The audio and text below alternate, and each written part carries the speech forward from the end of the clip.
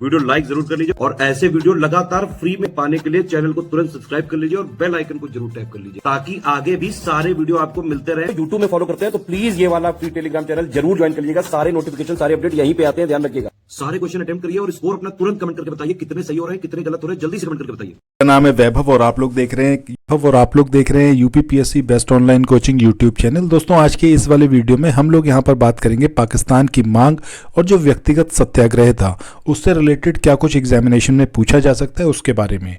ये जो पूरा सीरीज है इसमें हम क्विक रिवीजन सीरीज के रूप में चला रहे हैं, यानी कि यहाँ पर वो सारी चीज़ें बताई जाएंगी आपको जो एग्जामिनेशन में आने वाली हैं।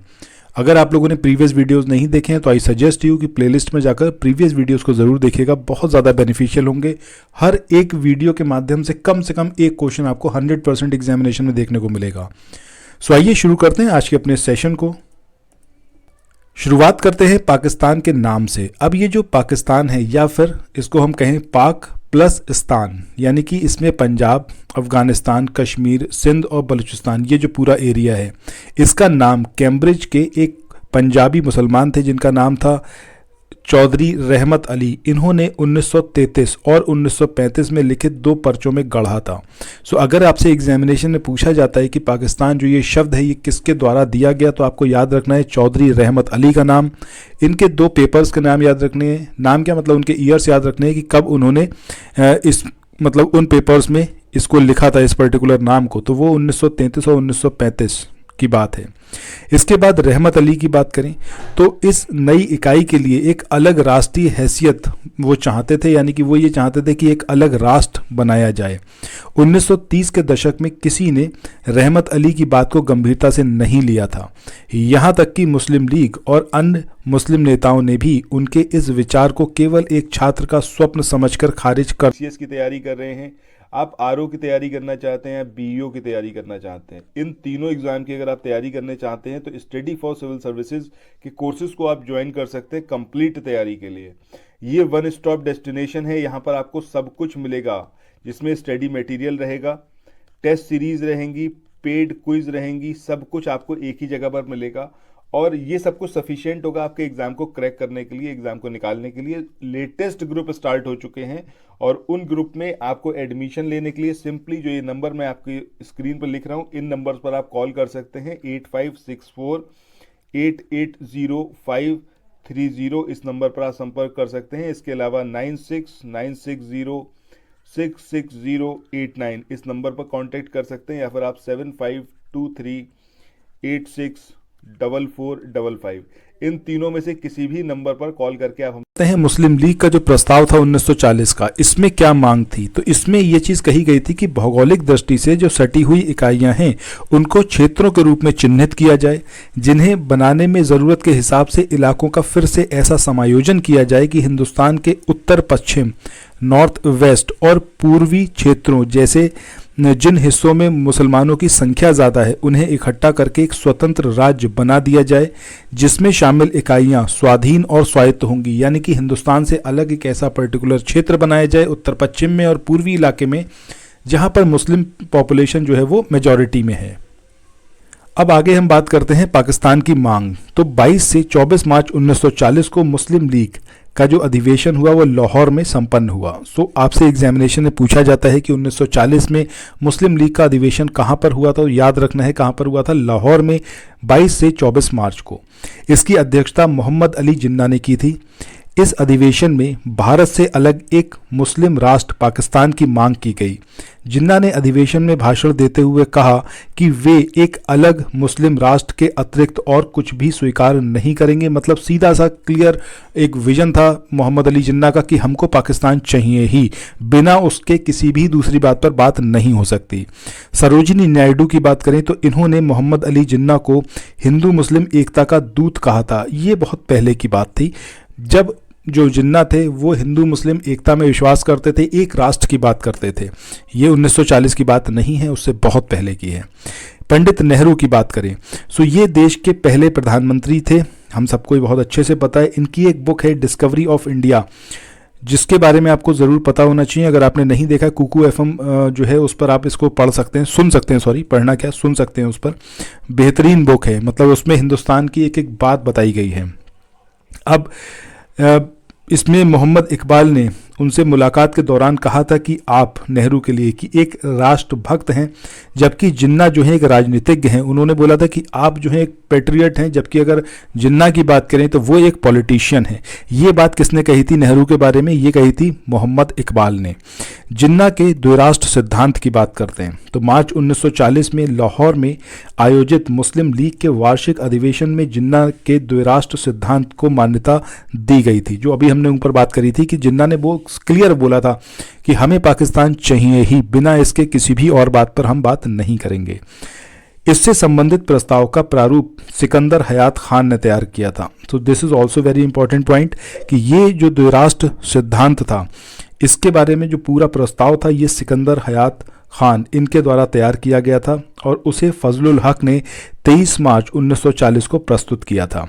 सो यहाँ पर 3 नाम निकल कर आते हैं। पहला कि अगर हम बात करें जो लाहौर अधिवेशन हुआ मुस्लिम लीग का 1940 में मार्च में, तो वो उसके अध्यक्ष कौन थे? मोहम्मद अली जिन्ना। उसमें जो प्रस्ताव रखा गया उसका प्रारूप सिकंदर हयात खान ने तैयार किया और फजलुल हक ने उसको प्रस्तुत किया था। इसी तिथि की स्मृति में 23 मार्च 1943 को मुस्लिम लीग द्वारा पाकिस्तान दिवस मनाया गया। सो पाकिस्तान दिवस किस दिन मनाया गया? 23 मार्च 1943 को। ठीक है, आगे बढ़ते हैं, बात करते हैं मोहम्मद इकबाल की। सो मुसलमानों के लिए एक अलग देश की पहली बार जो निश्चित अभिव्यक्ति की थी वो 1930 में मुस्लिम लीग का जो इलाहाबाद अधिवेशन हुआ था उसमें इकबाल ने की थी। अब इसको आप किस तरीके से याद रख सकते हैं कि अगर हम बात करें कि एक निश्चित अभिव्यक्ति की पाकिस्तान के बारे में या फिर एक हम कहें तो अलग देश के बारे में, सो वो इकबाल ने की थी।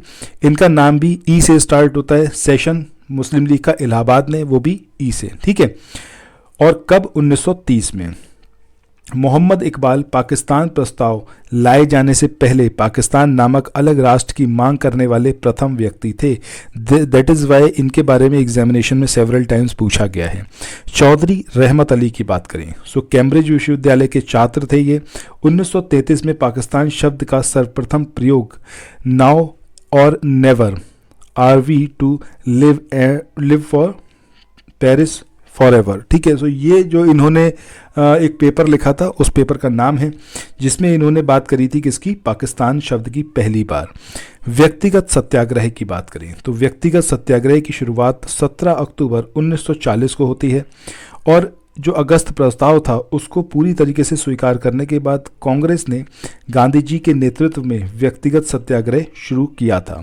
विनोबा भावे ये पहले सत्याग्रही थे और पंडित नेहरू दूसरे, जबकि तीसरे सत्याग्रही ब्रह्मदत्त थे। तो इन तीनों का नाम याद रखना है। सबसे पहले जो व्यक्तिगत सत्याग्रही थे वो विनोबा भावे थे, दूसरे पंडित नेहरू और तीसरे ब्रह्मदत्त थे। इसके बाद सर्वोदय शब्द की बात करें तो ये जो शब्द है इसका सबसे पहले जो प्रयोग किया गया वो महात्मा गांधी के द्वारा किया गया। विनोबा भावे द्वारा महात्मा गांधी के आदर्शों के प्रचार के लिए सर्वोदय समाज की स्थापना की गई थी। इसके बाद यहाँ पर कुछ इंपॉर्टेंट पॉइंट्स देखते हैं, इसके अलावा कुछ इंपॉर्टेंट डेट्स के बारे में देखेंगे। अगर हम बात करें सांप्रदायिक पंचाट या फिर कम्युनल अवार्ड की तो 16 अगस्त 1932 को रैमजे मैकडोनल्ड इनके द्वारा जो है सांप्रदायिक अधिनिर्णय या फिर कम्युनल अवार्ड की घोषणा की गई थी।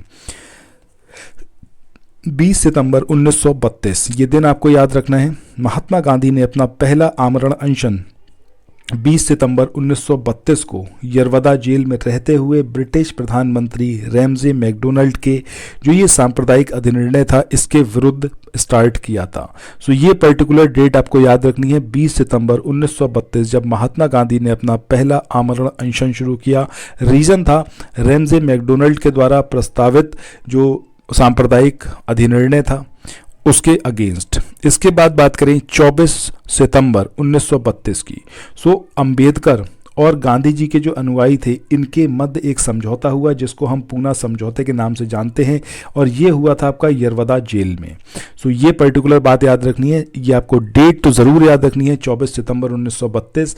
ये अंबेडकर और गांधी जी के जो सहयोगी थे उनके बीच में हुआ था यरवदा जेल और आपको याद रखना है इसी को हम जानते हैं पूना समझौते के नाम से, जिसे ब्रिटिश सरकार द्वारा सम्मति प्रदान किए जाने के बाद 26 सितंबर 1932 को गांधी जी ने फाइनली अपना अनशन तोड़ दिया। मतलब ये जब पूना समझौता हुआ उसके बाद ब्रिटिश इस बात से सहमत थे, इस समझौते से सहमत थे, और उसके बाद ही महात्मा गांधी ने 26 सितंबर 1932 को अपना आमरण अनशन छोड़ दिया।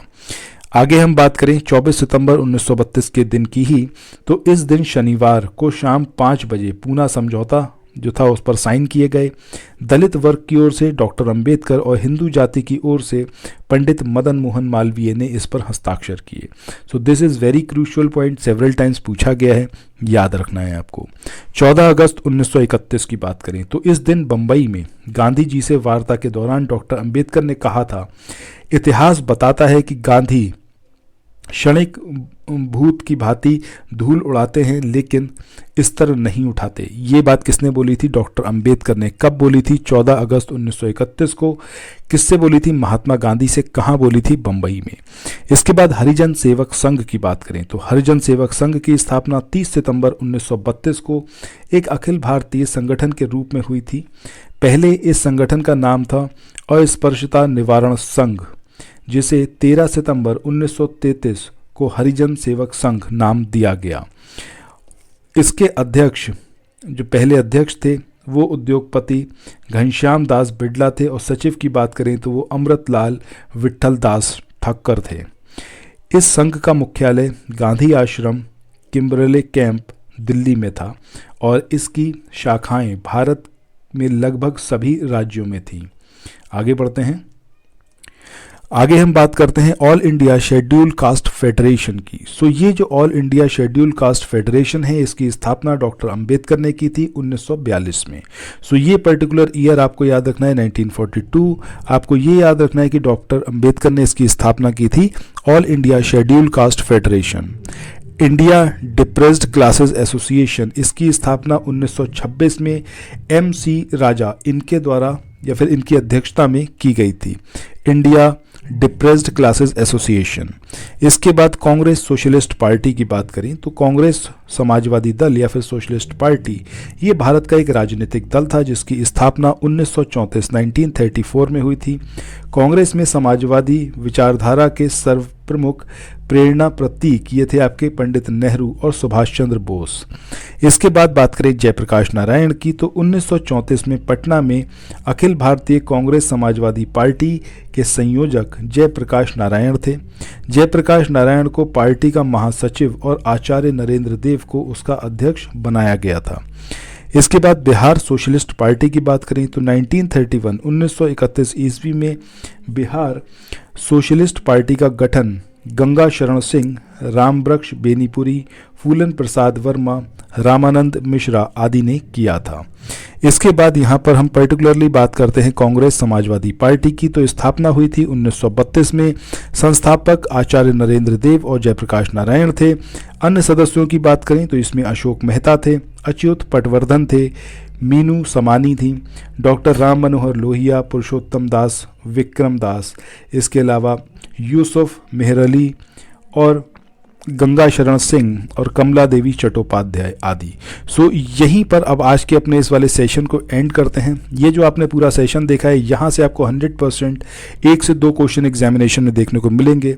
ऐसे ही छोटे छोटे और इम्पॉर्टेंट वीडियोस को देखने के लिए चैनल को सब्सक्राइब करना मत भूलिएगा, नोटिफिकेशन बेल के आइकन को भी प्रेस करिएगा।